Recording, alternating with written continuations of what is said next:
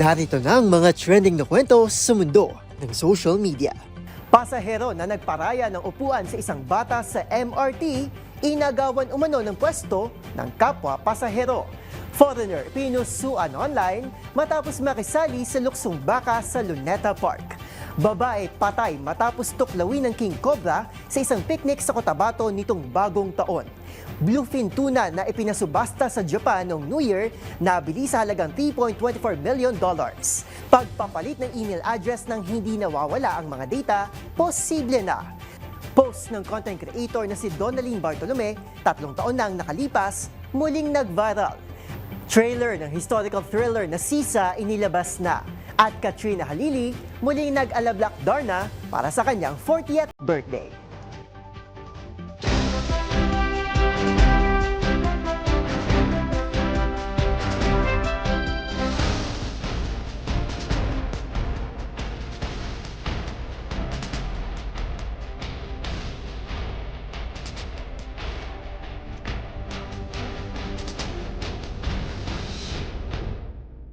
Iba't ibang mga nagva-viral na kwento na naman ang ating pag-uusapan. Mga trending sa social media na tiyak hindi lang nakakaaliw, kundi maring kapulutan din ng aral at kuminsan ay makabagbag damdamin din. Kasama ang buong pwersa ng DZRH TV, ito ang TNVS, Trending and Viral Show na kahandang kumpletuhin ang buong kwento. Masaya, malungkot o isyong pambayan man yan, sagot na namin ang inyong tanghalian. Ito po si Arnold Herrera ng DZRH TV, una sa Pilipinas, una sa Pilipino.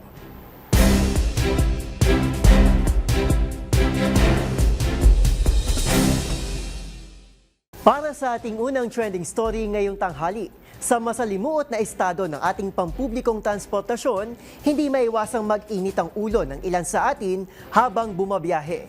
Gaya ng ating unang kwento, kung saan isang lalaki ang inirereklamo dahil umano sa kawalan ng konsiderasyon sa isang pasahero na nagmagandang loob at nagparaya ng kanyang upuan sa isang bata. Sino nga ba ang nasa katwiran sa kasong ito? Panoorin ang kontrobersyal na Facebook Live sa report na ito. Patience is key. Ika nga nila, kapag babiyahe, hindi pwedeng makalimutang magbaon ng mahaba-habang pasensya. At tila yan ngang nakalimutan ng 2 pasahero na nasangkot sa at ikabong komprontasyon sa loob ng tren ng MRT3. Huwag na magsigawan. Sino ka? Kuya, uusog lang kayo kasi may bata. Bakit ka lang mo ikaw lang may malasakit? Raulo! Uusog lang po kayo, hindi naman kayo inaano. Pakailan ko ba sa Pakailan ko yun sa'yo? Hindi mo nakikita mabigat yan.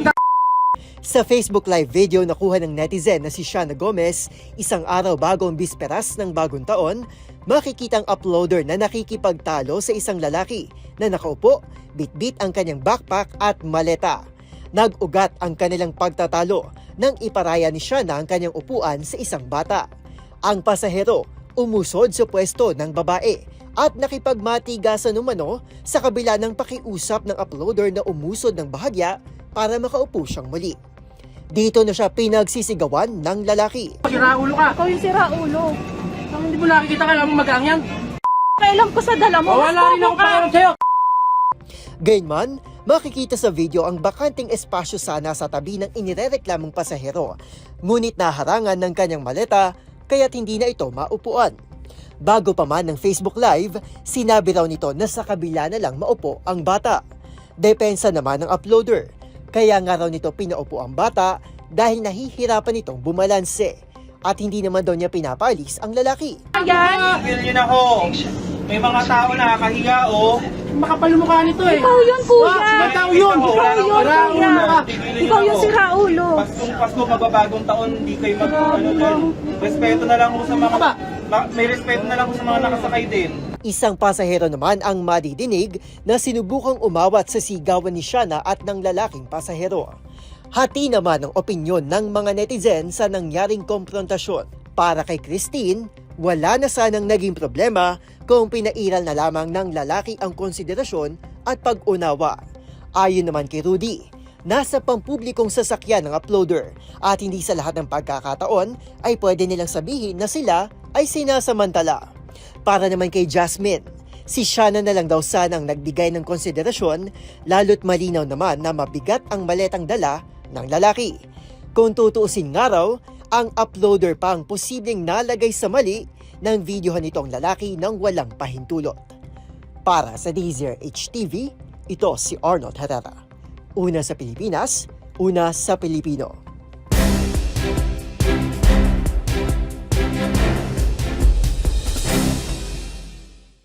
Sa ating next viral story, isang turista mula Serbia ang usap-usapan online matapos sumali sa tradisyonal na laro ng luksong baka sa Luneta Park sa Maynila. Sa viral video, makikita si Danilo na nakayuko habang isa-isang lumulukso ang 8 bata sa kanyang likod. At sa isa pang clip, hindi rin ito nagpahuli at sinubukan din ang naturang laro. Ang mga pangyayari panoorin sa report ni Millie Borja.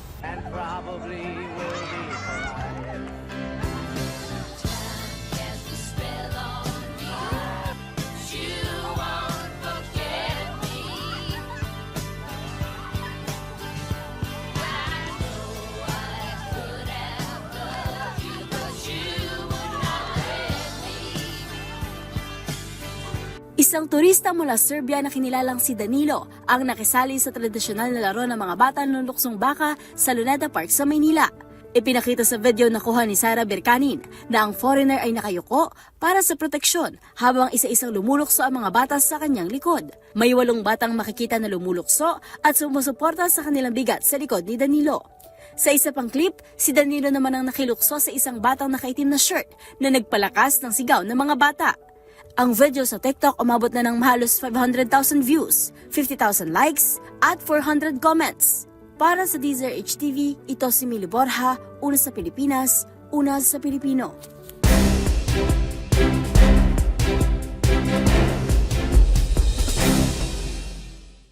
Sa ating sunod na istorya, nauwi sa trahedya ang masayasa ng pagdiriwang ng bagong taon ng isang babae na ito sa North Cotabato.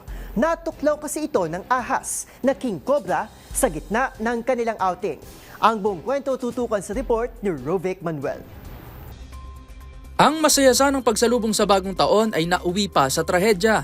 Kaiba kasi sa ilang kaso ng naospital at nasawi dahil sa mga paputok nitong bagong taon, isang ahas ang kumitil sa buhay ng isang babae na ito sa North Cotabato. Kinilalang 34-year-old na babae na si Jenny Samandi, residente ng barangay Gutalid sa Kitaw-Kitaw, Bukidnon. Nangyari ang insidente sa isang liblib na lugar sa Colaman Valley, Arakan, North Cotabato nitong Huwebes. Sa ulat ng Office of Civil Defense o OCD North Cotabato, nagpunta sa lugar ang biktima kasama ang pinsan nito at ilan pang mga kaibigan upang maligo sa ilog. Ito raw ang isa sa paraan nila ng pagdiriwang sana noon ng bagong taon. Kwento ng kaibigan ni Mandy, naglalakad lang sa masukal na bahagi ng lugar ang biktima nang biglang may sumulpot na isang king cobra at tinuklaw ito. Hindi na umabot na buhay ang biktima sa ospital dahil sa bilis ng pagkalat ng kamandag sa katawan.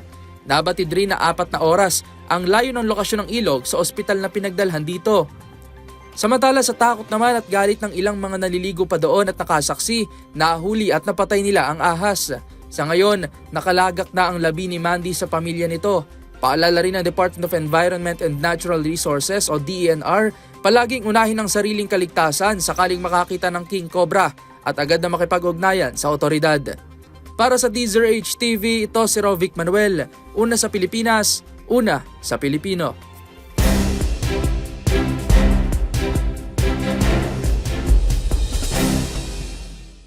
Para sa ating susunod na kwento, hanggang sa naabot ang inyong $3.2 million.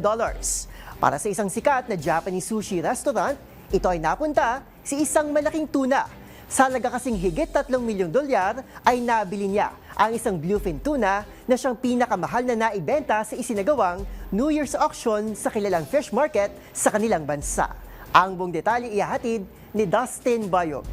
Isang kilalang Japanese sushi restaurant ang nakabili sa isang bluefin tuna na siyang pinakamahal na naibenta sa taon ng New Year auction sa Tokyo Toyosu Fish Market sa Japan.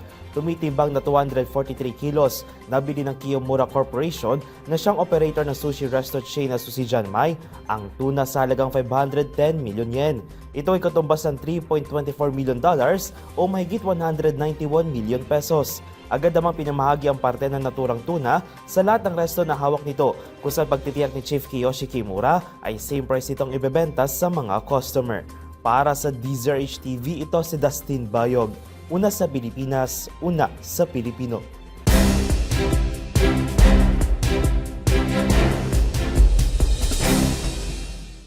Sa ating sunod na istorya, isa ka rin ba sa mga gumagamit pa rin ng email kung saan ang address, pangalan ng paborito mong K-pop artist o anime character?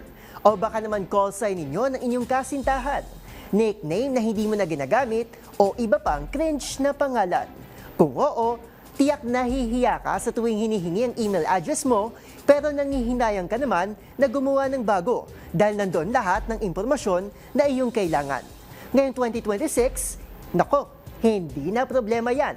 Dahil ang isang email service company ginawa ng posible ang pagpapalit ng email address nang hindi nawawala ang iyong data. Kung paano, alamin sa report ni Rose Babiera. Sweet Kikay _18, Prince _Charm04, Certified _Hopeless Romantic, at syempre, ang popular na Boss Mapagmahal. Ilan lamang ito sa mga kataga o tawag na tiyak ay pamilyar sa mga Pilipino. Marahil ang iba guilty sa paggamit ng mga katulad na pangalan bilang username sa mga social media accounts at email address. Kung isa ka sa mga gumawa ng email address gamit ito, panigurado ay tampulan ka ng pang-aasar ngayon at ikinahihiya ito sa publiko. Gayunpaman, nahihirapan ka rin sigurong magpalit ng account o gumawa ng bago gawa ng maraming mahalagang datos ang nasa email na iyon. Pues, hindi mo na yan poproblemahin ngayon. Kamakailan kasi naglabas ng bagong feature ang email service na Gmail, kung saan may option ng magpalit ang isang user ng kanyang email address username nang hindi nawawala ang mga datos sa nasabing account. Sa ganitong paraan, hindi na kailangang gumawa at maglipat ng data sa bagong account ng isang user, sakaling gusto niya ng email na mas formal ang address. Ibig sabihin, walang mababago, tanging ang username lamang, at mapapanatili ng may-ari ng account ang history logs, mga mahalagang mensahe, purchases records at iba pa. Pero, maging maingat pa rin sa pangalang ipapalit bilang username dahil ang feature na ito ay maaari lamang gamitin ng 3 beses at maaari ka lamang magpalit ng email address kada 12 buwan. Kaya payo ng marami, siguruhin pa rin na ang pangalang gagamitin ay lubos mong pinag-isipan. Para sa DZRH TV, ito si Rose Babiera. Una sa Pilipinas, una sa Pilipino.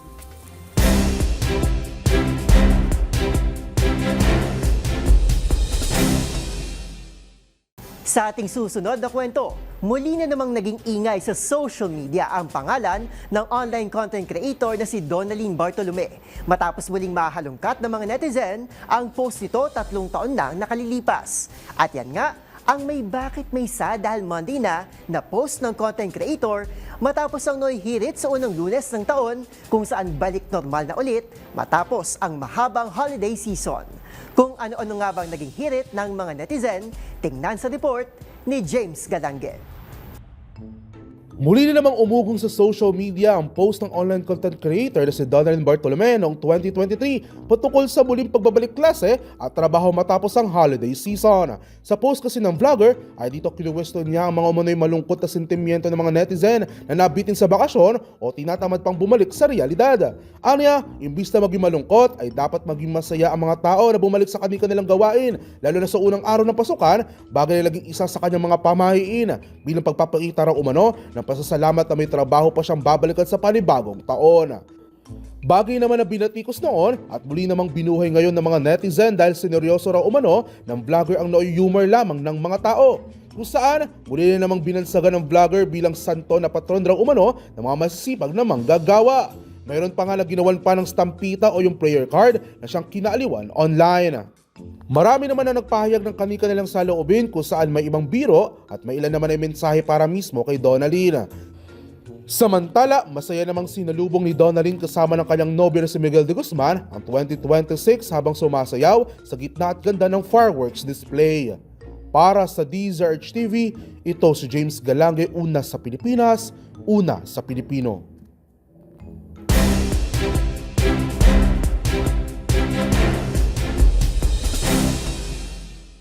At para sa ating trending showbiz balita, Usapang pelikula naman tayo. May pasilip na sa historical thriller na Sisa. At heto naman, #aging like fine wine ang aktres na si Katrina Halili sa kanyang birthday shoot kung saan siya nag-ala Black Darna. Ang iba pang balita sa mundo ng showbiz sa report na ito.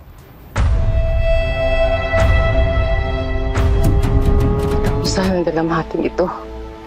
Tasalit natin ito hanggang sa huling hininga natin.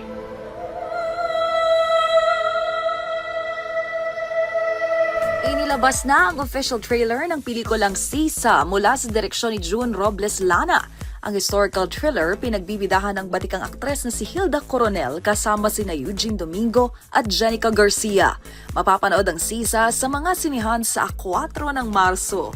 Samantala sa iba pang balita, para naman sa kanyang birthday photo shoot, si Katrina Halili muling nag-ala Black Darna, karakter ng aktres sa seryeng Darna taong 2005 kasama si Angel Oxin.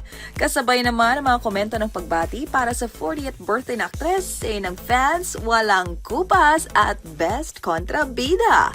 Sa mundo naman ng K-pop, save the date armies at ihanda na ang mga ipon. Dahil sa January 14, nakatakdang ianunsyo ang schedule ng much-anticipated world tour ng global supergroup na BTS. O diba talaga exciting ang 2026 para sa fans all over the world na abangers na din sa comeback album ng OT7 na naglalaman ng 14 tracks na nakatakda namang i-release sa March 20. Para sa DZRH TV, ito po ang Showbiz Angel. Una sa Pilipinas, una sa Pilipino.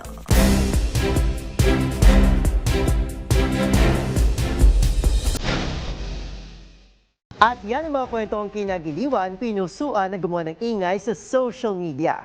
Kung meron di kayo makatulad na istorya, ay i-share niya na yan sa ating comment section o di naman kaya ay itag niyo kami sa TikTok at DZRH News.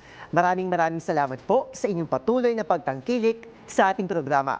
Magkita-kita tayo muli bukas para muling himayin, tuklasin at buuin ang mga detalye para kapag nakita mo ang viral video na may nag-share, ikaw na mismo ang magdaragdag ng mga impormasyong nalaman mo sa TNVS, Trending and Viral Show. Muli ito po si Arnold Herrera, una sa Pilipinas, una sa Pilipino.